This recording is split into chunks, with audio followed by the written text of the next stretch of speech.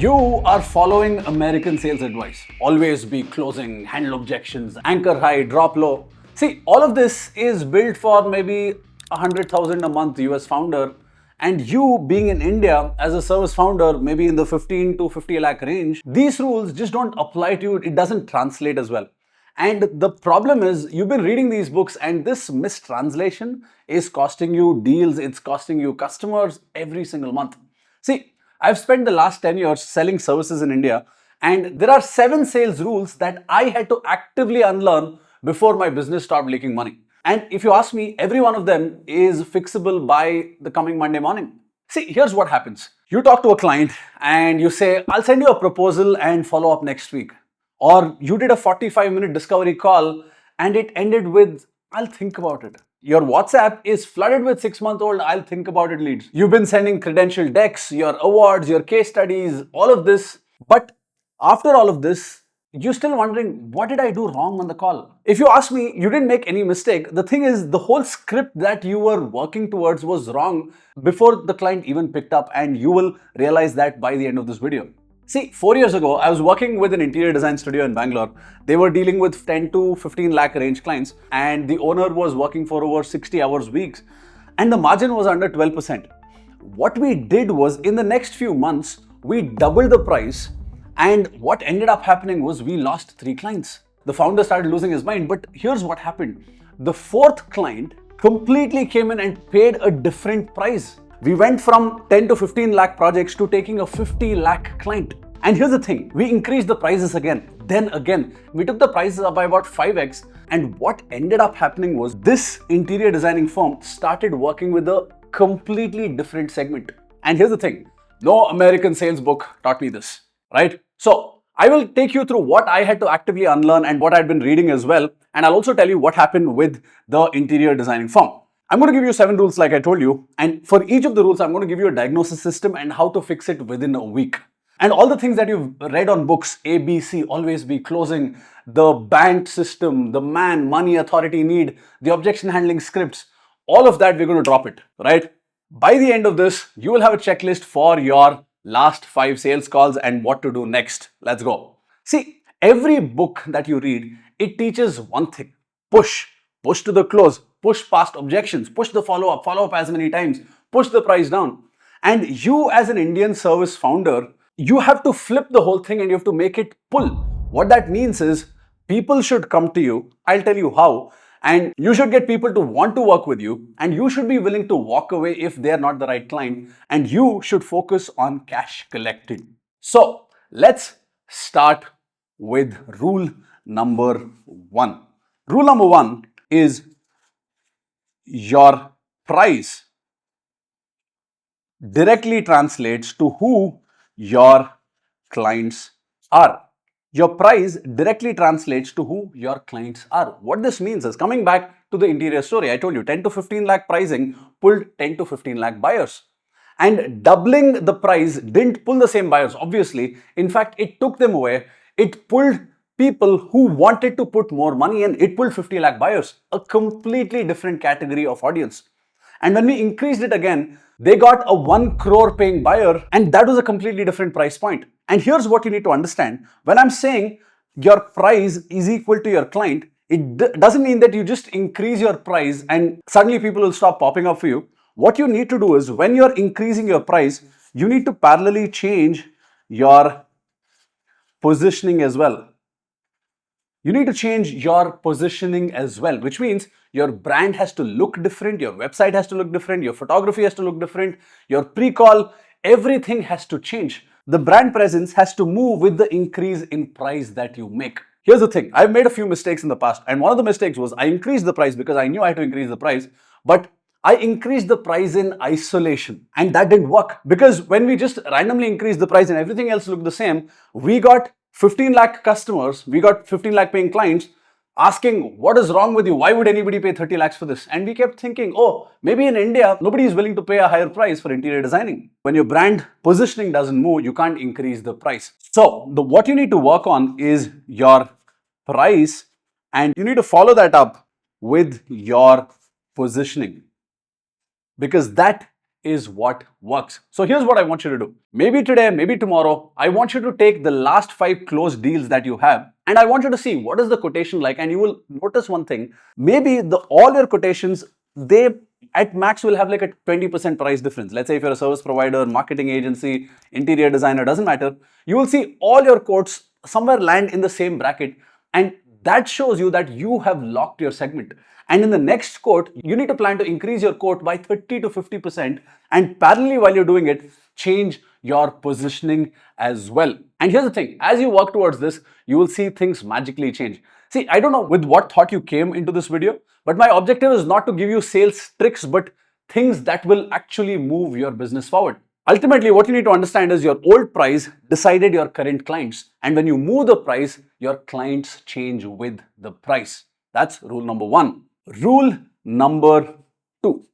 Rule number 2 is when somebody agrees or signs, this is not a closed deal. But when somebody pays, only treat that as a closed deal. What this means is, I used to have a sales team where they would get very excited telling me, Swastik, you know what? I have about 10 people who are willing to pay. And when I asked them how many people actually paid, they would say 1. And I'm like, what happened to the rest? They're like, no, they'll pay tomorrow, they'll pay day after tomorrow. And here's the thing, out of the 9 people who are left, 1 or 2 additional payments would come at max. See, what you need to understand is most agreements on a sales call is a social obligation, if you ask me, and it's not a commercial agreement. And if you treat that as a closed sale and if you start spending against it, that's the worst thing that can happen. When people say yes, when people agree with you, and when they agree with you verbally, most often than not, they're just agreeing with you because they hate confrontation. They don't want to tell it to your face that they don't want your product or they don't like your product or they need something else entirely. And you need to understand this. Here's what I've seen businesses do. One is they keep all their business based on signed contracts. And the worst part is when they take a signed contract as a paid contract and actually start spending towards it, that's the worst thing. And I see so many B2B businesses do this. They have a signed contract where on an email they said that let's go and proceed, and you have raised an invoice with a 30-day period. And you need to understand that if you have not collected cash in the first place, there is a very high possibility that they will either defer the payment or they'll come up with some excuse or they'll tell you that your work was not good and they'll avoid the payment. And that is a fact. So here's what I want you to do going forward. I want you to stop counting on these verbal yeses. Actually count cash collected and cash collected only.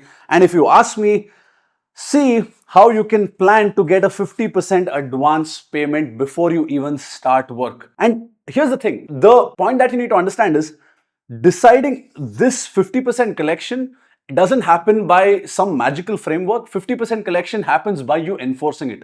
You telling the client that, hey, here's how we work.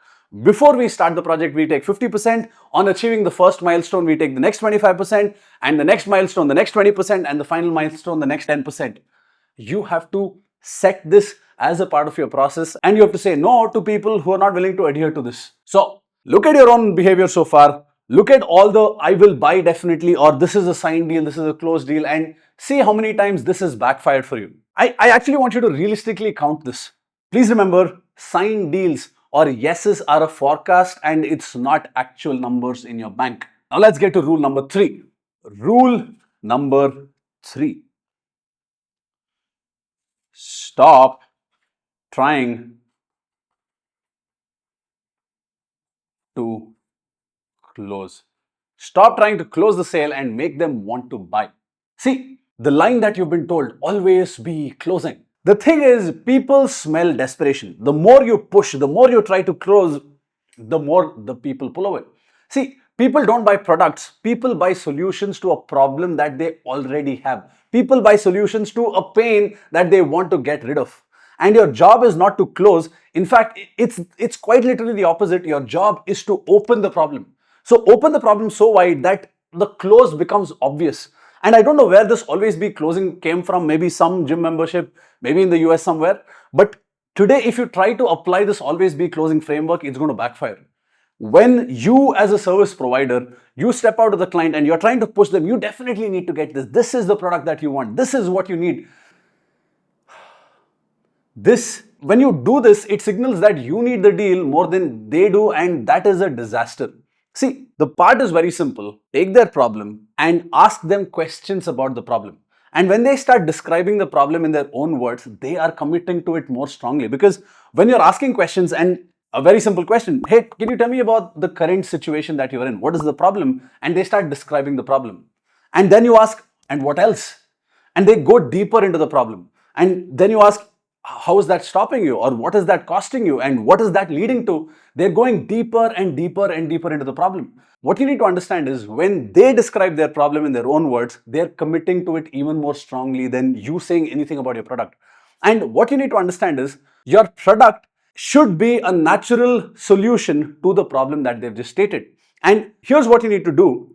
If your product has 10 features, the worst thing you can do is start listing all the 10 features, because people are not paying attention to how many features your product has. People are only paying attention to, okay, this is my problem, and hey, this is the way this product solves my problem. So the first thing that you need to do is, when you talk to the client, make it a rule that in the first 20 minutes, you are not going to make a sales pitch. That's point number one. Point number two, get them to name their problems in their words. It has to be specific, and they have to state it out loud in multiple different ways. In fact, ask them the same question again and let them state the problem again and again and again, maybe in different ways, and it just goes deeper into them. And the third one is, stop listing all the features that you have and map one particular feature that your product has to their problem and just go deeper into that. So like I told you, you don't close prospects, you open problems and they close themselves onto your product. So let me give you an example. So coming back to my the interior designing example, because that's what I started with. One of the statements that we added in the whole equation was, can you tell me what is the most annoying thing about your current bedroom?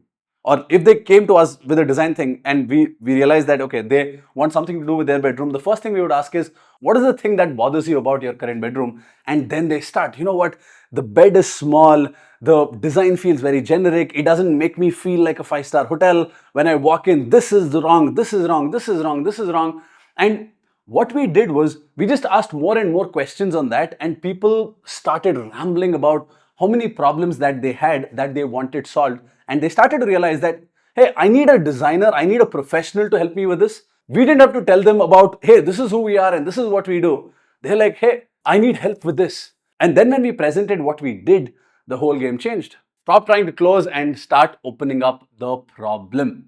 Okay, now coming to rule number 4. You know how you've been told that before every sale, you need to qualify the man, money, authority, and need. Well, as feminist as it is, the point is you need to kill the man. That is rule number 4. Swastik, if I don't qualify people for their money, their authority, their decision-making power, their timelines, how does it work?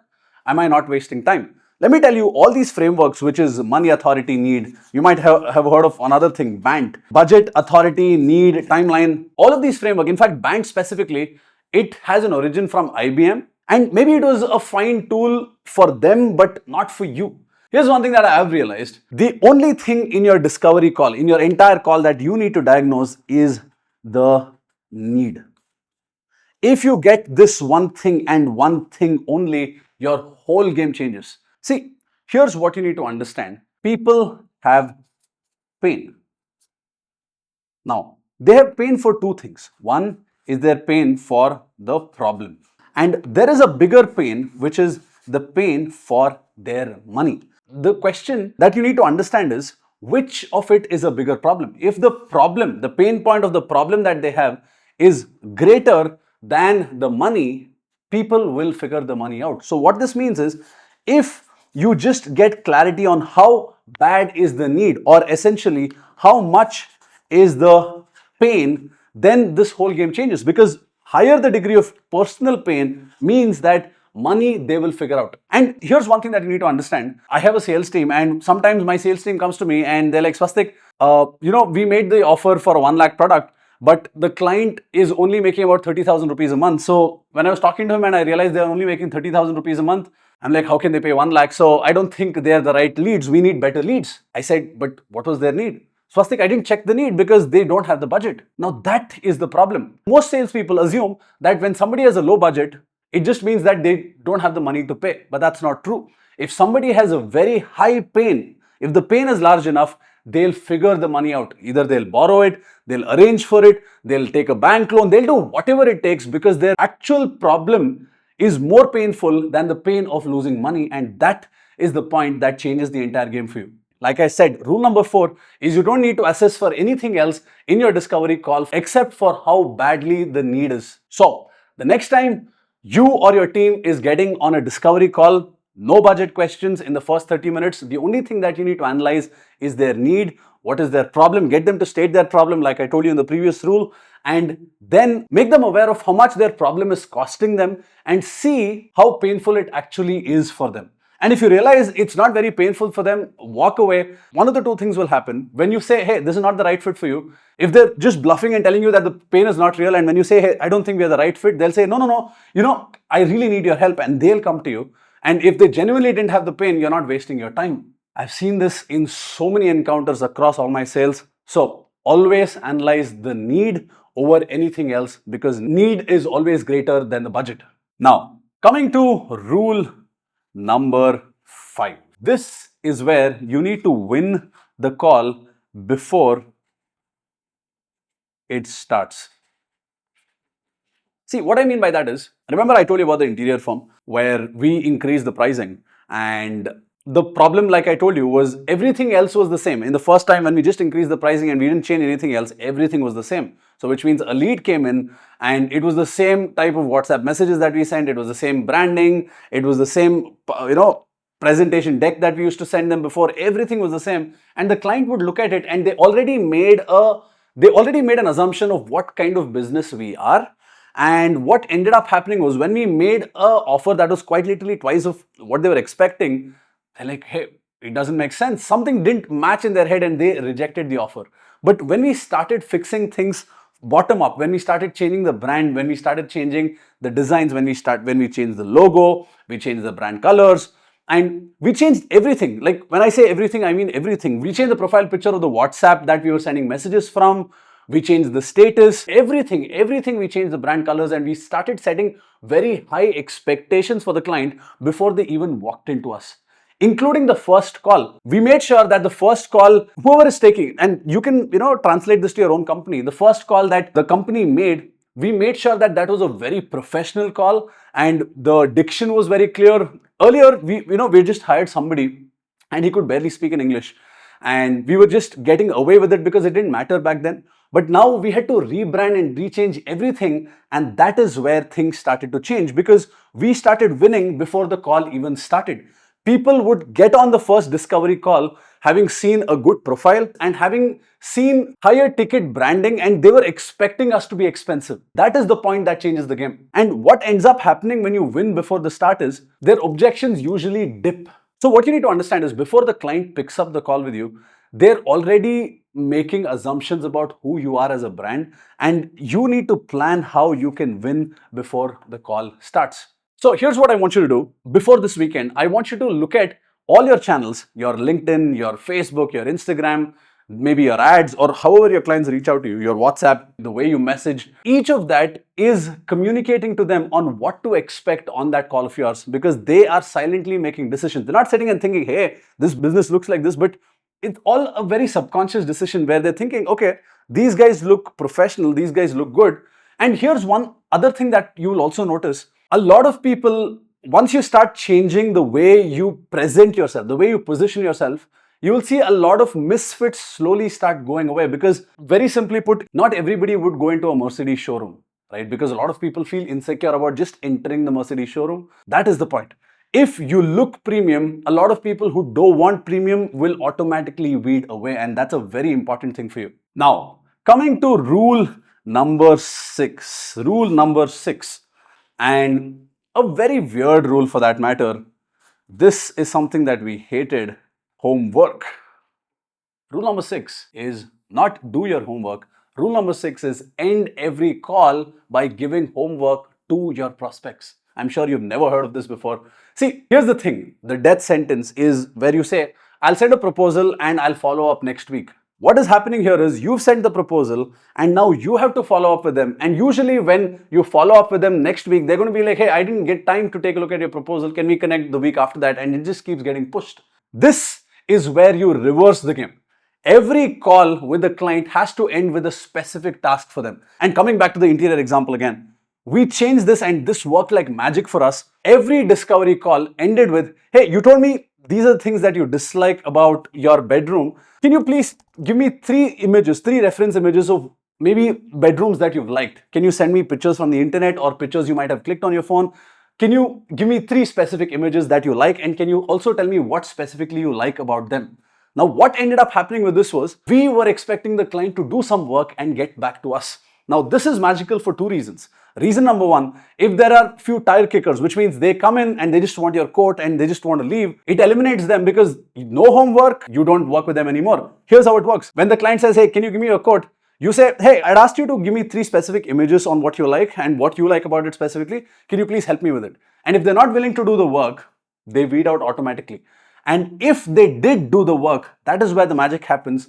It shows you that these are the invested clients. See, most businesses, they are chasing about 8 to 10 active proposals, but these proposals are just keeping you busy because you are chasing them every single day. But when you give them homework, this cuts the pipeline by about 70%, and that is good news for you because let's say you have 10 people that you're chasing, and out of the 10 people, only 3 people get back to you with the homework. You only focus on those, and your closing rate magically blows up. Yeah, so like I told you, in the interiors, we changed the game from I'll send you a proposal by the end of the week to, hey, send me photos of 3 reference bedrooms that you like, 3 reference homes that you like, and also tell us why you like it. Yeah, and here's what happened. Half the prospects never sent the photos, and those were the deals that would have gone anyways, and we didn't waste time on them. But the other half that did, these are the people that we started having deeper conversation with and they closed. So stop wasting time on all the clients and start giving them homework, and the right clients will follow back to you.